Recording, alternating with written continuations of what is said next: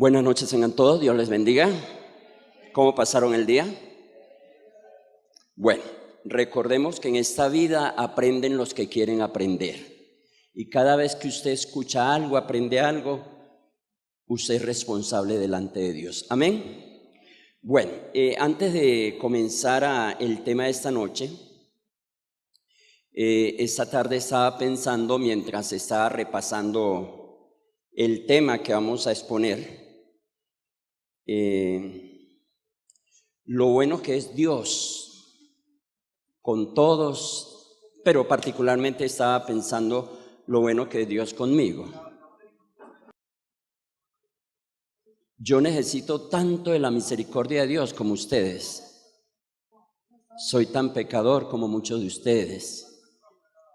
Y aferrándonos en las promesas y en la bondad del Señor, alabo al Señor en esta noche. Es un privilegio que Dios nos da, grande, compartir su santa palabra. Saben, amigos y hermanos, cuando usted tiene este privilegio, uno se siente pequeño, limitado, y uno entiende que la sabiduría procede de Dios, que Él da sabiduría. Y a cada uno de ustedes que me escucha, no importa si usted no ha tenido una formación educativa formal, no importa si solamente hizo primaria o bachillerato o no fue a la universidad, no importa. Lo necio de este mundo escogió Dios para vergüenza de los sabios. Amén. No descalifica a los sabios, pero el sabio se queda en su necedad.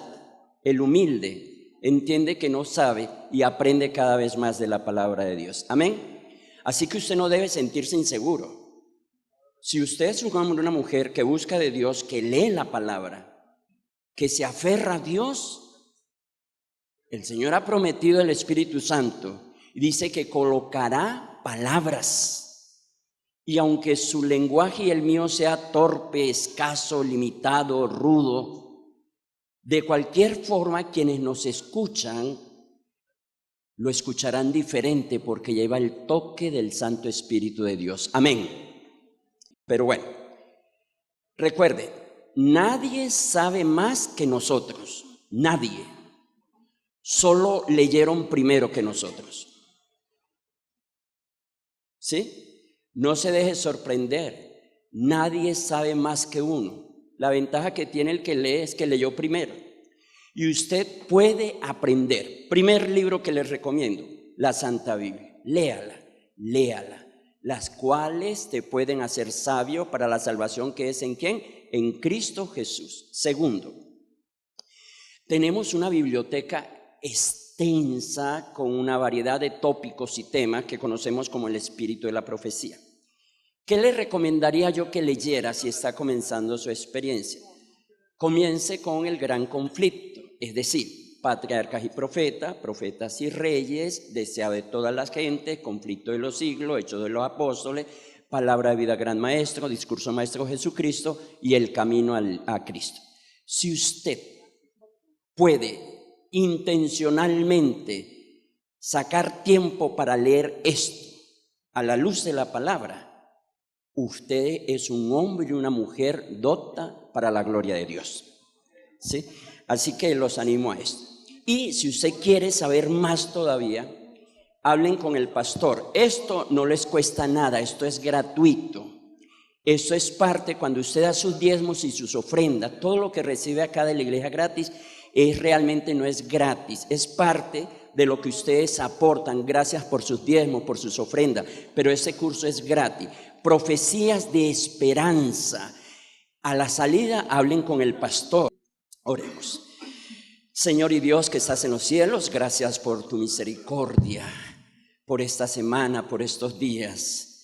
Gracias particularmente te doy por el privilegio inmerecido, Señor, que me das al estar con estos amigos y hermanos de esta querida iglesia para compartir tu santa palabra. Señor, que esa palabra sea bendecida, llegue claramente, pero también, Señor, que pueda encontrar un corazón dócil, en el cual germine tu palabra para vida eterna.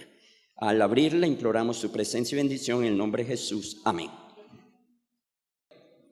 El anticristo. Si hay alguna figura bíblica que ha sido altamente distorsionada, manipulada, vendida y comercializada, tiene que ver esta con el anticristo. Es mucho lo que hoy se maneja ese concepto, pero vamos a ver en esta noche dos cosas. ¿Qué dice la sociedad? ¿Qué dice el mundo secular al anticristo? ¿Y qué dice la Biblia sobre el anticristo? Primero, vamos a ver en esta sociedad qué se nos habla del anticristo.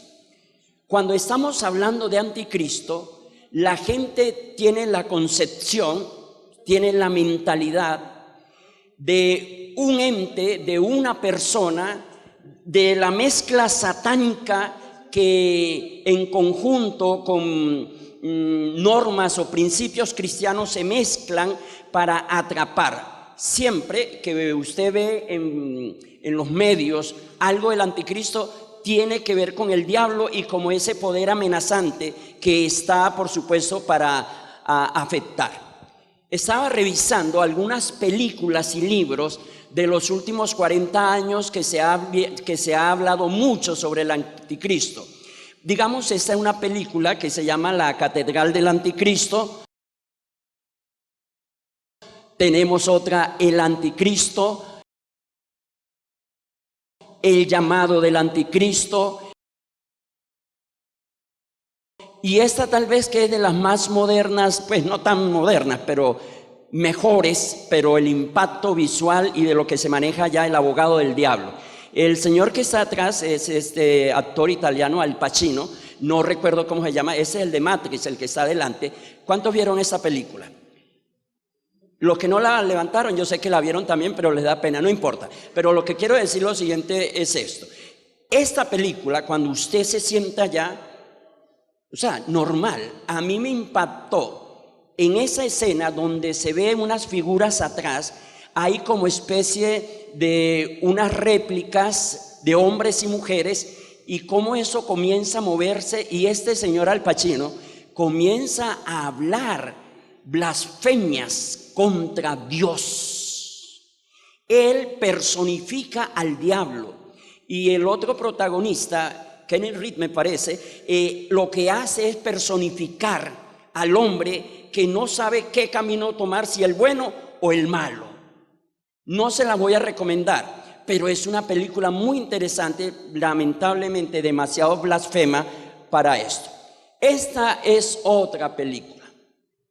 Esta es paralela a la que salió al año 1970, en la década de los 70, El Exorcista, donde básicamente la crudeza de las imágenes, el impacto de lo que se ve allá, a quienes de pronto no manejan cierto equilibrio para esto, es peligroso.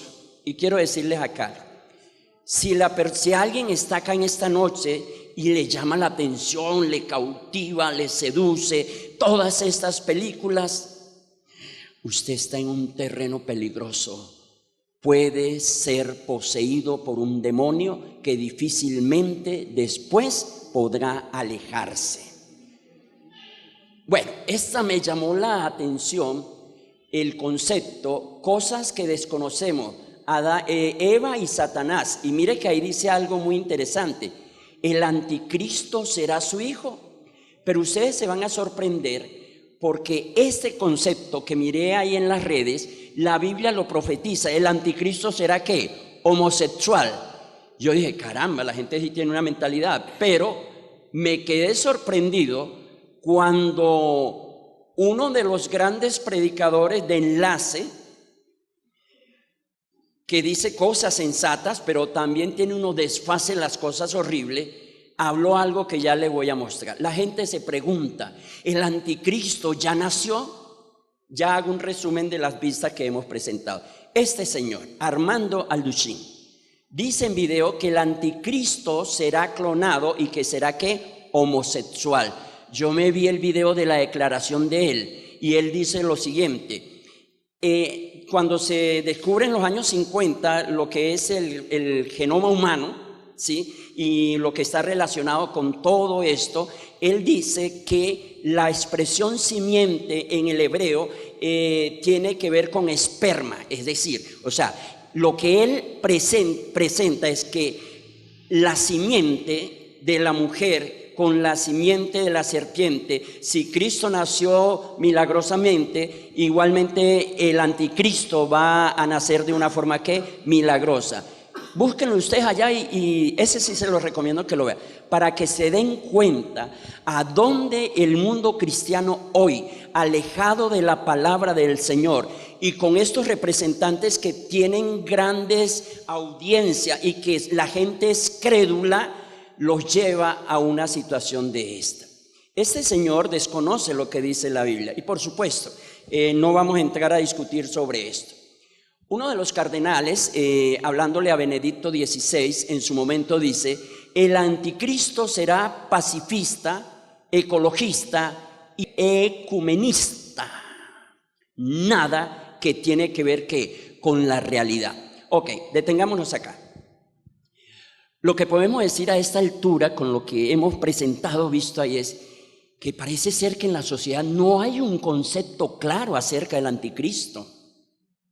Se está asociando o se liga o está conexo al nacimiento de alguien que de cualquier forma afectará al mundo. Y las películas aquí señaladas ven eso. Yo no sé cuántos en algún momento vieron una película Damián, algo así de Damián, de ese niño.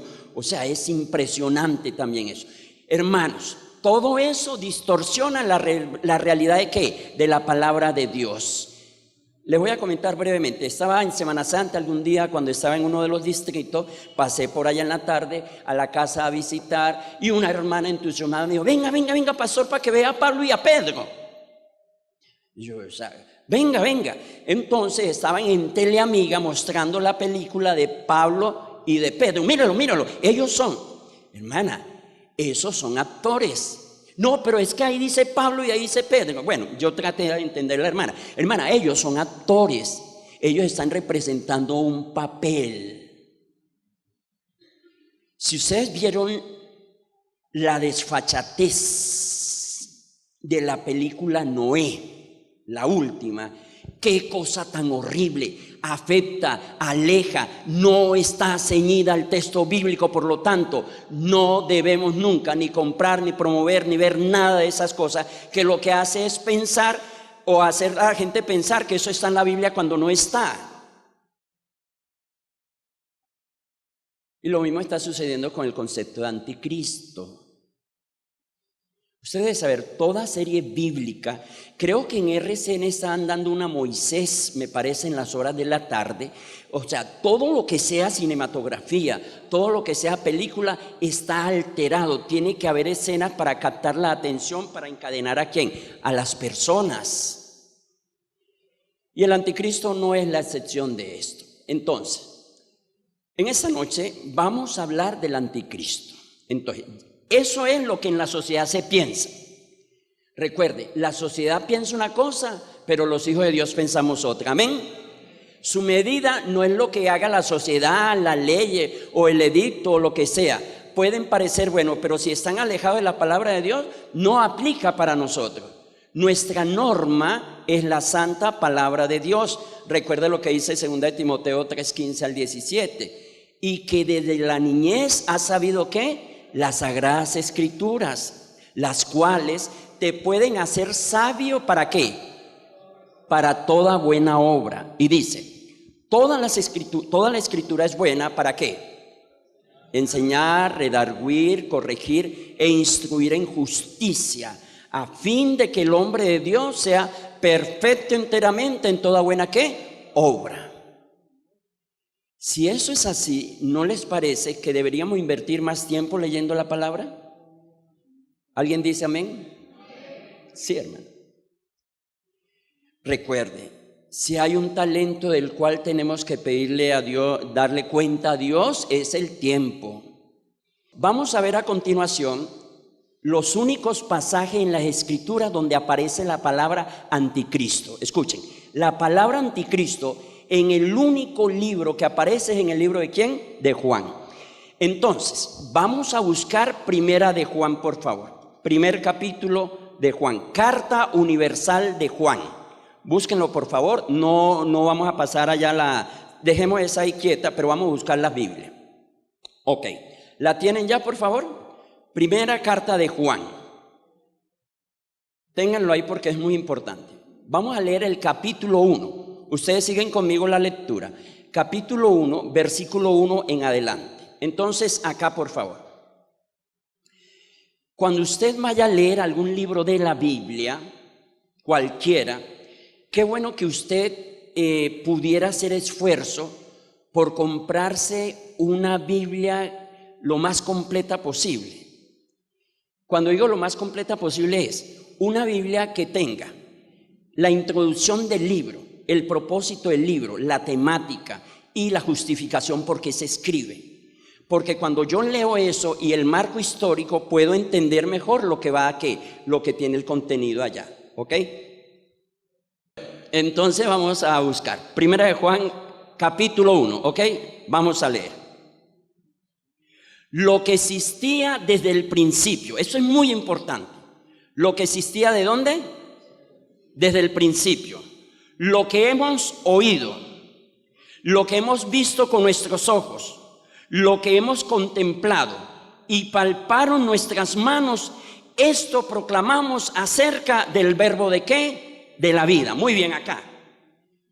Es decir, de entrada, Juan, el discípulo amado, el último de los discípulos que murió, que han pasado 60 años después de la ascensión de Jesús, que ha visto cómo la iglesia comienza a crecer y a desarrollarse, pero también ha visto cómo en la iglesia gentiles que se convirtieron al cristianismo, paganos que se convirtieron al cristianismo, judíos que se convirtieron al cristianismo, han hecho una mezcolanza de creencias con los principios de Jesús que tienen confundidas las personas. Yo no sé si a ustedes les dice algo esto, pero lo voy a leer nuevamente. Lo que existía desde el principio. Recuerden que es parecido a la introducción del Evangelio de San Juan. En el principio era ¿quién? El verbo. ¿Y el verbo era con quién? Con Dios. Y el verbo era Dios. Aquí hay una intencionalidad del autor bíblico de entrada de colocar un principio que tiene que ver con el testimonio, no de lo que le dijeron, sino de lo que él ha vivido, ha experimentado. Lo que hemos oído, lo que hemos visto con nuestros ojos, lo que hemos contemplado y los que palparon nuestras manos, esto proclamamos acerca del verbo ¿de qué? De vida. En otras palabras, hermanos, debido a la experiencia, al gozo de yo haber andado con Jesús en los 3 años de ministerio, de Galilea, a Judea, a Samaria, a Tiro, a Sidón, etcétera, al contemplar y pasar tiempo con él, lo que yo les escribo acá, no me lo contaron, lo he vivido. Y lo que yo he vivido es lo que yo les voy a compartir. O sea, de entrada el autor está diciendo que el contenido de esa carta es veraz. Y la veracidad es la experiencia que él tuvo ¿con quién? Con Jesús. Versículo 2. La vida que estaba ¿con quién? Con el Padre se manifestó. Nosotros la vimos y os anunciamos ¿qué? La vida eterna. Nuevamente dice, lo que hemos visto y oído, eso os anunciamos para que tengáis comunión con nosotros. Porque nuestra comunión es con el Padre y con su Hijo ¿qué? Jesucristo. Es real. Esto escribimos para que vuestro gozo sea ¿qué? Cumplido. Ok. Ahora, cuando usted lee las cartas del Nuevo Testamento, las epístolas, sea de Pablo, sea de Pedro, de Judas, de Santiago o las de Juan, todas tienen un propósito, una razón por la cual se escribió. Y le estoy diciendo que esa fue de los últimos escritos del Nuevo Testamento. Incluso, ustedes saben que por cuestiones de orden temático, el Nuevo Testamento y el Antiguo no tienen un orden cronológico, sino que temático. y aparece el último libro temático del Nuevo Testamento, Apocalipsis. Pero algunos especialistas eruditos en cuanto a esto y comentarios hablan que realmente parece ser que lo último que se escribió no fue el Apocalipsis, sino las cartas de Juan. Sea así o no sea así, lo que yo veo acá es un hombre preocupado ¿por quién? Por su iglesia, por sus hijos y por todo. Entonces, aquí lo que notamos es eso. Ahora, en el libro de Juan, la palabra que predomina es la palabra amor. Pero al mismo tiempo, en la carta de Juan que estamos hablando, aparece una expresión que es explícita únicamente en las cartas de él. Usted no va a encontrar la palabra anticristo en otro pasaje de la Biblia, no, solamente en él. Entonces, vamos a buscar primero la primera que está en Primera de Juan, capítulo 2, versículo 18 en adelante.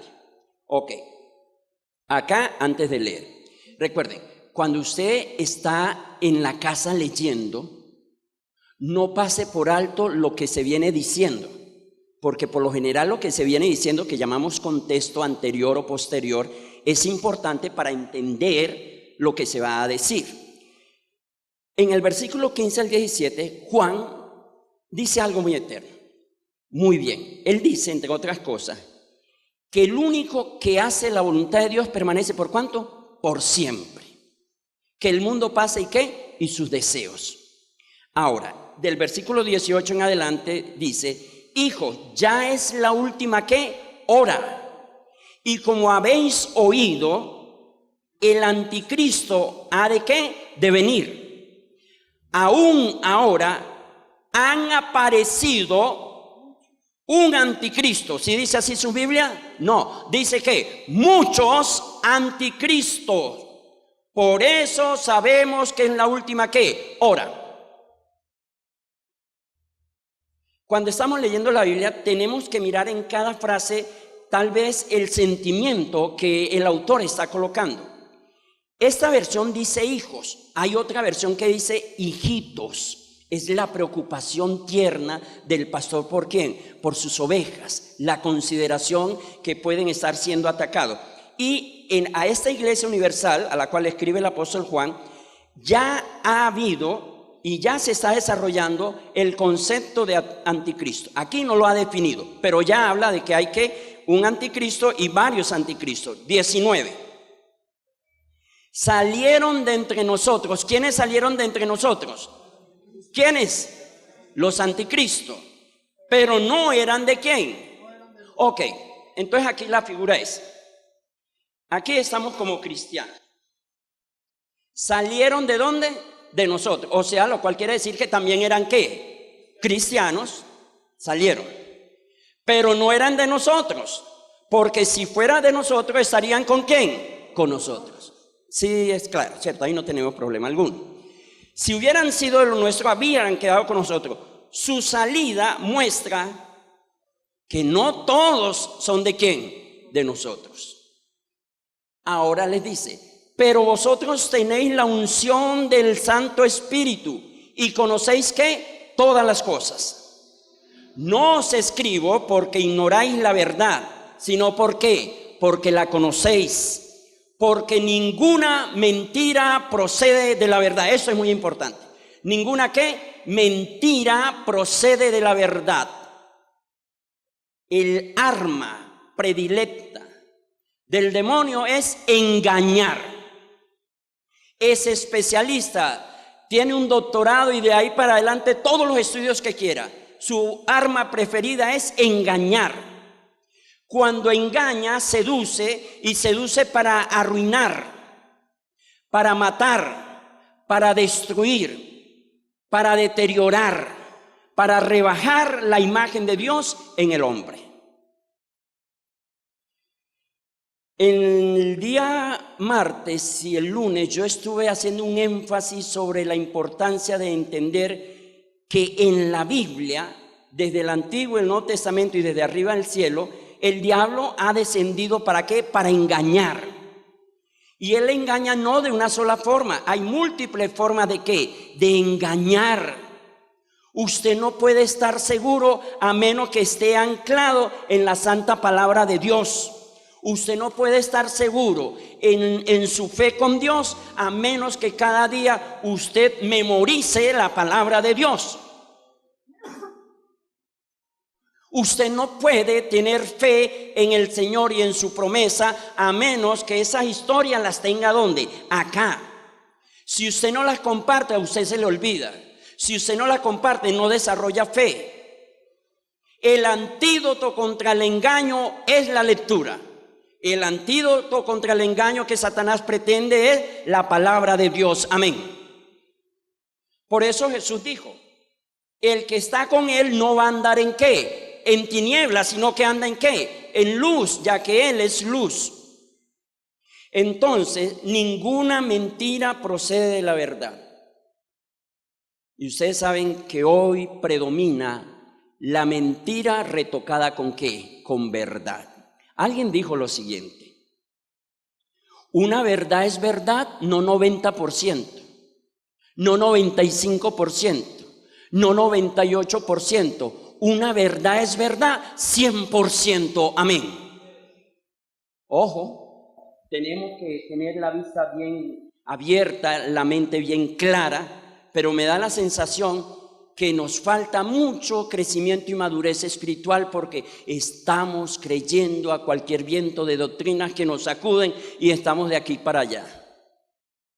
Bueno, ustedes han leído 1 Timoteo capítulo 4, recordamos que dice que el Espíritu dice claramente que al final de los tiempos, pregunto, ¿estamos al final de los tiempos o no estamos? Claro que sí, muchos se apartarán de la verdad escuchando a espíritu ¿de qué? De demonios. Bueno, versículo 22. Ahora miren lo siguiente. ¿Quién es el mentiroso? Sino el que niega que Jesús es ¿qué? El Cristo. Bueno, este es el anticristo, el que niega al Padre y el que niega ¿a quién? Al Hijo. Bueno, ya ahí nos está aclarando algo sobre quién es el anticristo. El que niega al Hijo tampoco tiene al Padre. El que confiesa al Hijo tiene también ¿al qué? Al Padre. Para Juan, en este primer texto, el anticristo es el que niega que Jesús es ¿quién? El Cristo. Ya ahorita vamos a definir qué significa Jesús y qué significa Cristo, porque esto es muy importante. Sigamos con Primera de Juan capítulo 4. Primera de Juan capítulo 4, versículo 1 al 3. Amados, no creáis a todo ¿qué? Espíritu, sino probad los espíritus si son ¿de quién? De Dios. Porque pocos falsos profetas han salido al mundo. ¿Sí? Dice que muchos falsos profetas han salido del mundo. Ahora, ellos salieron de nosotros, pero no eran de nosotros, porque si hubieran sido de nosotros, ¿estarían con quién? Con nosotros. En esto, versículo 2, conoced el Espíritu de Dios. Todo espíritu que reconoce que Jesucristo ha venido en carne es de Dios.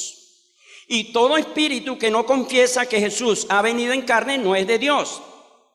Este es el anticristo que habéis oído que ha de venir y que ahora ya está ¿en dónde? En el mundo. Bueno, aquí tenemos, recuerden, aquí lo que estamos viendo es qué dice la Biblia sobre el anticristo. Y estamos notando que las citas que he dado, solamente la palabra anticristo está en la epístola de Juan. Que cuando Juan escribe su carta, primera, segunda y tercera, está preocupado por lo que está sucediendo ¿en dónde? En la comunidad de creyentes. Allá alguien le dijo, ve, allá está habiendo problemas. Y parece ser que uno de los problemas es que algunos cristianos ahora estaban enseñando que Jesucristo no había venido ¿en qué? En carne. Eso confunde.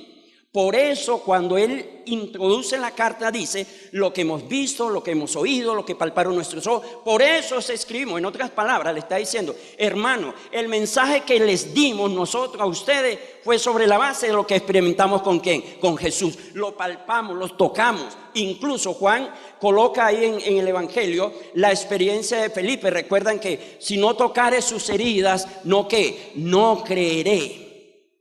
Ok. Ahora vamos a segunda de Juan, versículo 1-7. Segunda carta de San Juan, capítulo 1, versículo 7. ¿Lo tienen? Listo, sí lo tienen. No vayan a buscar evangelio, no, estamos en la segunda carta de San Juan, son 3. Ok, muchos engañadores han salido ¿por dónde? Por el mundo.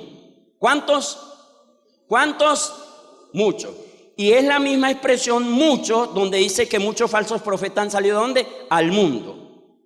Que no confiesan que Jesucristo ha venido en carne. Aquí hay un problema, ya comenzamos a ver un poco más el panorama. Lo que esos cristianos, falsos profetas, esos muchos, le estaban diciendo a los hermanos, sí, Cristo vino, Él estuvo acá, pero no en la carne. Ya les voy a explicar esto, porque ahí en ese entonces hay una mezcla de gnosticismo con docetismo, que les voy a explicar de qué trataba esto. Ahora dice, muchos engañadores han salido por el mundo que no confiesan que Jesucristo ha venido en carne. El que hace esto es el ¿qué? El engañador. ¿Y quién? El anticristo. Mirad por vosotros mismos, para que no perdáis el fruto ¿de qué? De vuestro trabajo, sino que recibáis el galardón ¿qué? Completo. Todo el que se extravía y no permanece en la doctrina de Cristo no tiene ¿a quién? A Dios. Muy bien. Acá, por favor. Estamos procurando en esta noche desentrañar un poco el concepto de anticristo. Vimos primero el concepto no bíblico, el que manejan las personas de afuera, que siempre lo asocian con un personaje que no ha nacido y que va a nacer, y lo asocian con el 666. En las diferentes películas que se han hecho del anticristo, todas tienen algo en común. Es un personaje que aparecerá, que dominará, que destruirá y que hará el mundo que cambie de una forma tal. Sin embargo, llámense libro o película, en el mundo cristiano también hay una variedad de conceptos. Solo quería presentar en esta noche el de ese personaje mexicano Alduchín, que dice que el anticristo será homosexual. Sí, me hago entender. O sea, eso es, o sea, yo digo, con todo el respeto de ese caballero, qué ignorancia tan tremenda desconocer lo que la palabra de Dios dice. Ese concepto él lo puede dar, claro que sí, pero no es el concepto no es el concepto bíblico. Ahora, ¿qué dice la Biblia sobre el anticristo? Estamos viendo esa primera parte. Los únicos 3 textos donde está en Juan, es decir, en las cartas de Juan. Ahora, hermano, hay otra lucha entre los que consideran que primera, segunda y tercera de Juan fue primero que el evangelio, o si el evangelio de Juan fue primero. Pero hay algo también muy intencional en el evangelio de San Juan, porque de entrada también Juan está diciendo que Jesús es eterno como es eterno ¿quién? Dios. Y que de una forma misteriosa se encarnó en María ¿qué? Virgen. Y que Él es el verbo hecho ¿qué? Carne. Y ustedes van a notar en el evangelio de Juan, donde Juan reiterativamente, recurrentemente usa la expresión ego eimi, yo soy, la misma que en Éxodo capítulo 3 versículo 14 Dios le dijo a Moisés, Señor, y si me preguntan quién eres tú, Dios le dijo, tú le dirás, yo soy el que soy. Y en San Juan 8:58, ustedes recordarán que hay un problema con Abraham, que tú no conociste a nuestro padre Abraham, eres joven. Jesús dijo, antes que Abraham fuese, ¿yo qué? Era. Por eso en Juan, hermano, ustedes notarán, Jesús dice, yo soy el agua de vida, yo soy la luz del mundo, yo soy la sal de la tierra, yo soy la resurrección y ¿qué? Y la vida, yo soy el camino, la verdad y ¿qué? Y la vida. Todo ese yo soy, o sea, para nosotros es normal, pero para esos lectores a los cuales llegó el evangelio y las cartas, eso representaba la fiabilidad, la confianza que Jesús no solamente había sido humano, sino que fue Dios hecho carne y que Él existió antes de todas las ¿qué? De todas las cosas. Alabado sea el nombre de Dios. Entonces, en las cartas de Juan también hay el mismo problema. Entonces, Juan comienza en gran medida a defender la fe de los creyentes. Y algunos creyentes modernos no entienden esto y se ponen bravos cuando uno es pastor, de líder. Hermano, los pastores estamos para cuidar, para orientar, para alentar, para direccionar y fortalecer a la iglesia en el nombre de Jesús. Y si toca ponernos bravos y sacar al que sea, lo sacamos.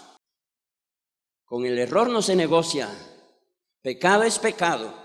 Y quien no se somete a la palabra, aún en la iglesia de Dios se hace un proceso de reconvención, y si no quiere, dice la Biblia, sácalo. Ahora vamos en la etimología de la expresión anticristo. Es una palabra compuesta, es decir, anti y Cristo. El prefijo anti significa sustituto, opuesto o en contra de. ¿Qué significa el prefijo ante? Sustituto, opuesto o en contra de. Y la palabra o la expresión Cristo significa ¿qué? Mesías o ungido. Por lo tanto, el anticristo en la etimología, en el término así, es uno que se opone a Cristo y uno que ocupa el lugar de ¿quién? De Cristo. ¿Es claro eso? Ok, bueno, entonces lo voy a decir de esta forma. Es muy importante cuando leemos la Escritura varias cosas. Pregunto, tú siendo hombre te haces ¿qué? Dios. ¿A quién le dijeron eso? ¿A Cristo o a Jesús? ¿O a Cristo? ¿Quién murió por nosotros? ¿Cristo o Jesús? Jesús. Entonces, sencillo. Ok, escúchenme esto. No los quiero enredar. Algo así sencillo como eso. La palabra Jesús significa ¿qué? Salvador. ¿Qué significa la palabra Jesús? Salvador. Es un nombre, no es un título. Pero la palabra Cristo significa Mesías, ungido, es un título. O sea, Jesús, cuando decimos Jesucristo, alguien ha querido ver de resaltar la parte humana con la parte divina. Eso no tiene nada que ver. Pero cuando usamos la expresión Jesucristo, lo que estamos tratando, tal vez la intención nuestra es fusionar al Dios 100% Dios y 100% ¿qué? Hombre. O sea, Jesús recibió el título del ¿qué? Del Mesías o el Cristo. Ya con el tiempo, indistintamente la expresión Jesús o Cristo es lo mismo. Pero en la etimología tenemos que diferenciar que Jesús es el nombre y que Cristo es ¿qué? El título. ¿Estamos de acuerdo con eso? No hay problema con eso. Bueno, entonces, si anticristo significa, o el prefijo anti significa sustituto, opuesto, en contra de, y Cristo Mesías ungida, quiere decir uno que se opone a Cristo y uno que ocupa el lugar de ¿quién? De Cristo. Pero si ustedes notan acá, en los textos del Evangelio de Juan, notamos que esos cristianos que Juan llama anticristos, muchos profetas que han salido diciendo eso en el tiempo de Juan, se estaban oponiendo ¿a quién? A Cristo. No estaban en lugar de Cristo, sino se estaban oponiendo ¿a quién? A Cristo. Miremos lo siguiente. Entonces, ¿qué es lo que está tratando Juan de combatir? ¿Qué idea? Entonces tenemos que hacer un breve esbozo así, vean, rápidamente. Cuando Jesús llegó y en el tiempo de Juan, ¿qué imperio estaba dominando? ¿Qué imperio? Estaba dominando Babilonia, ¿sí o no? Estaba dominando Medo-Persia, Grecia. ¿Quién dominaba? Roma imperial. Ustedes saben que la cultura romana, sus dioses y mucha concepción de los romanos vino ¿con quiénes? Con los griegos. Los griegos se metieron con Alejandro Magno el concepto de helenizar el mundo. Y ustedes saben que hasta el día de hoy la influencia de conceptos filosóficos los traemos ¿de dónde? De allá, de Grecia. Entonces resulta que había mucha gente, muchos pensadores. Cuando usted lee el libro de Hechos de los Apóstoles, notará que cuando Pablo estuvo allá en Atenas, tuvo un encontrón con dos corrientes filosóficas, los epicúreos y los estoicos. ¿Se han leído acerca de eso? Los epicúreos y ¿quiénes? Los estoicos. Los epicúreos, tenían la concepción de que el futuro no vale, que lo que vale es hoy. Por eso comamos y bebamos, que mañana ¿qué? Moriremos. No importa el futuro, lo que importa es el placer de la carne. Y el concepto estoicista, tenía que ver con la capacidad del hombre de soportar el dolor, de asimilar el sufrimiento y echar siempre ¿para qué? Adelante. Pero ya en el tiempo de Juan, cuando Juan, año 94-96, hay una corriente de pensamiento toda rara. En esencia, el docetismo viene de la expresión doqueo, que significa apariencia. ¿Qué conceptuaban estas personas? Bueno, negaban la realidad de la encarnación y enseñaba que Cristo tenía un cuerpo humano solo ¿en qué? En apariencia. Y leyendo un poquito, encontré lo siguiente. Bueno, negaban la encarnación ¿de quién? De Jesús. Pregunto, ¿Jesús se encarnó o no se encarnó en María Virgen? Ok, eso es un misterio, el misterio de la piedad. No lo vamos a entender.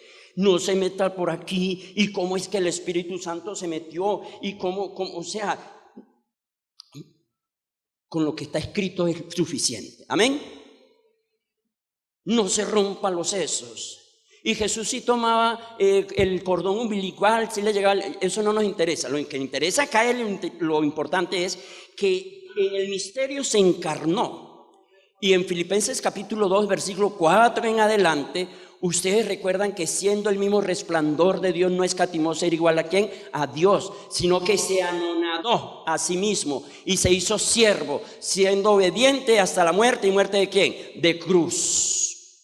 Ellos, los docetistas, negaban que la forma humana y que los hombres querían ver era una apariencia. En otras palabras, ven acá, Horacio, ven un momentico acá.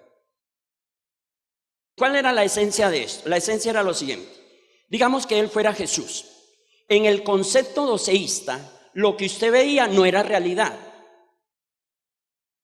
Ellos creían, además, que el Cristo divino había entrado en Jesús en el momento del bautismo. Noten eso. Ellos consideraban, los docetistas, que sí, este es Jesús, pero que el Cristo entró en el momento del ¿qué? Del bautismo, cuando se escuchó la voz y descendió el Espíritu Santo, que dijo: este es mi hijo amado en quien tengo ¿qué? Contentamiento. Pero que la presencia de Jesús divino salió cuando vio que al hombre lo iban a matar. ¿Sí me hago entender? O sea, cuando fue muerto o ya iba camino a la cruz, el Cristo salió. Entonces, en otras palabras, el cristiano está adorando a otro ser ¿qué? A otro ser común y corriente. Lo que hizo especial a Jesús fue el Espíritu ¿de quién? De Cristo. Ahora, hermanos, pero no solamente, gracias Horacio, también hay que entender eso, hermanos, que había otro concepto que estaba marcando mucho, era Cerintio. Era contemporáneo de Juan. Cerintio se educó en Egipto y enseñó en Asia Menor. Enseñaba que Jesús había nacido en forma natural de José y María, y Cristo entró el cuerpo de Jesús en otra ocasión de su bautismo, pero se retiró antes de la crucifixión. Si ustedes notan, es la misma cosa en esencia, ¿sí? Negar la realidad ¿de quién? De Jesús. Ahora, si a usted le gusta leer, coloqué en YouTube, mañana le doy es un profesor de historia eclesiástica muy interesante, porque resulta que los primeros 3 siglos de la iglesia cristiana, la iglesia se olvidó de predicar. La iglesia del primer siglo predicó que el evangelio llegó casi al mundo conocido, pero la iglesia del segundo y tercer siglo, hasta el 4.º siglo, tuvieron peleas acerca de la naturaleza ¿de quién? De Jesús. Eso se conoció como la reyerta o las peleas cristocéntricas. En otras palabras, no puede haber, hermano, una perversión más destructora del cristiano que negar la deidad ¿de quién? De Jesús. Y ustedes saben, hermano, que en esta sociedad los testigos de Jehová niegan la deidad ¿de quién? De Jesús. Por eso yo les decía ese día en el ejemplo sencillo que coloqué, ellos no son cristianos, son pseudo cristianos. Se presentan como cristianos, pero no son cristianos. El Cristo de ellos tuvo un inicio, fue creado, No es un Dios igual a Dios, sino un Dios inferior. Y la divinidad, no hay Dios inferior, hermanos. Por eso es necesario que nosotros atendamos, como dice Hebreos, con más precisión lo que hemos creído. Voy a dejar aquí en esta noche. Mañana vamos a mirar otro aspecto del anticristo. Aquí es lo que dice la Biblia, en forma explícita, es decir, pero mañana vamos a mirar que el anticristo es más que esa corriente de pensamiento que perturbó a la iglesia de Juan. Que el anticristo, aunque no está la expresión explícita en la Biblia, sí tiene el espíritu de oponerse a Dios, de oponerse a Jesús, de oponerse a su ley hasta el día de hoy. Que Dios nos bendiga en esta noche. Escuchemos ese especial que Horacio va a entonar.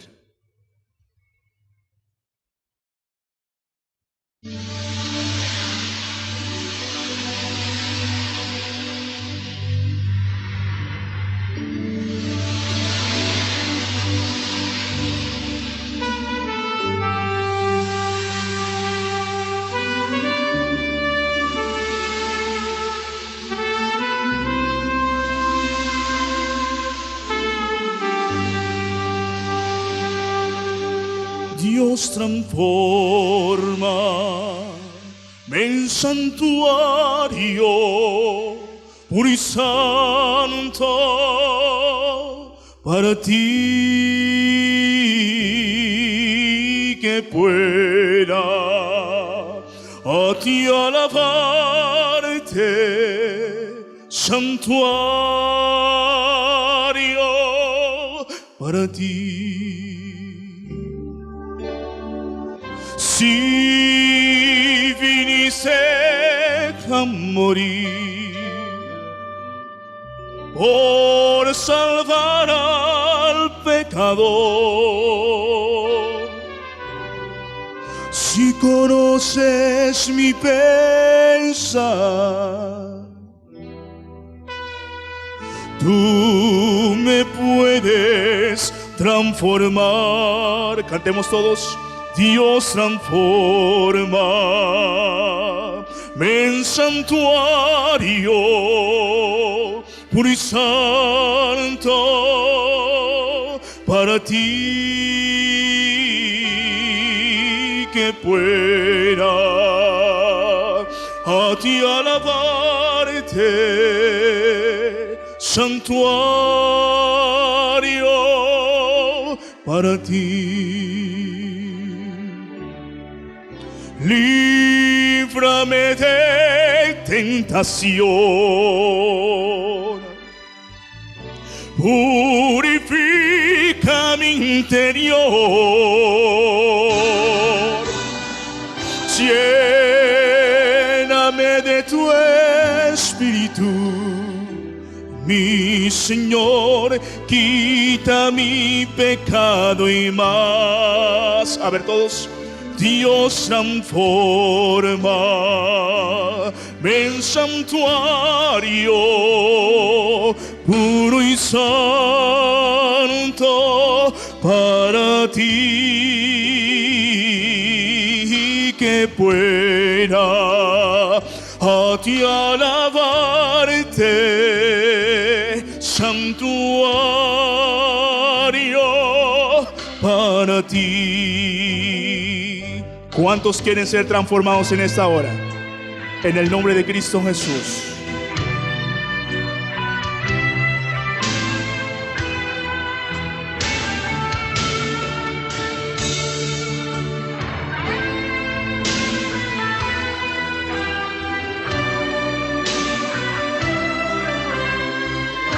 Cantemos todos. Mi Dios transforma en santuario puro y santo para ti, que pueda a ti alabarte, santuario para ti. Una vez más. Mi Dios, transfórmame en santuario puro y santo para ti, que pueda a ti alabarte, santuario para ti. Todos juntos. En santuario puro y santo para ti, que pueda a ti alabarte, santuario para ti. Dios, transfórmame en santuario para ti.